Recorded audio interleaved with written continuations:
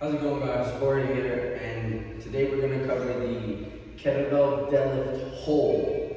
Okay? More times often than not, most people never understand how to hold and accumulate tension at the beginning of the deadlift, and therefore their hamstrings and their posterior muscles end up not being the muscles picking up the weight. It ends up being like their lower back and things like that. So we want to go ahead and really address that final tension position at the bottom.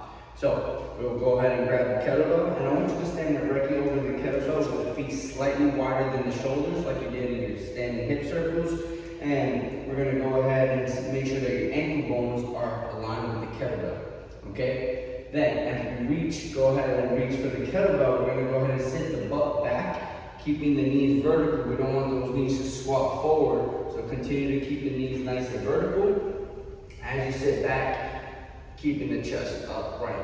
So in this bottom position here, always make sure that your shoulders are higher than your hips, and your hips are higher than your knees.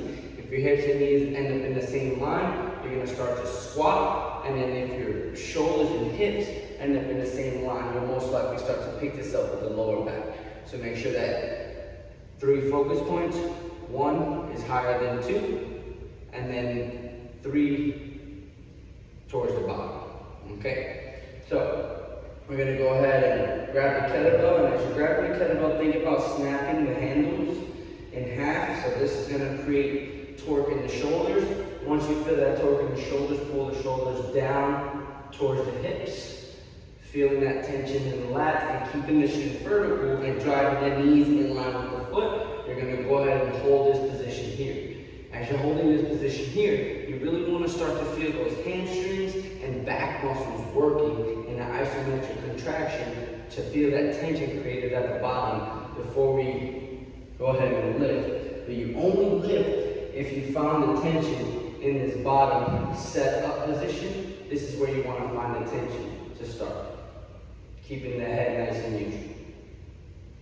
And then you'll let go and just stand up. There you have it. That's your kettlebell deadlift setup position hold.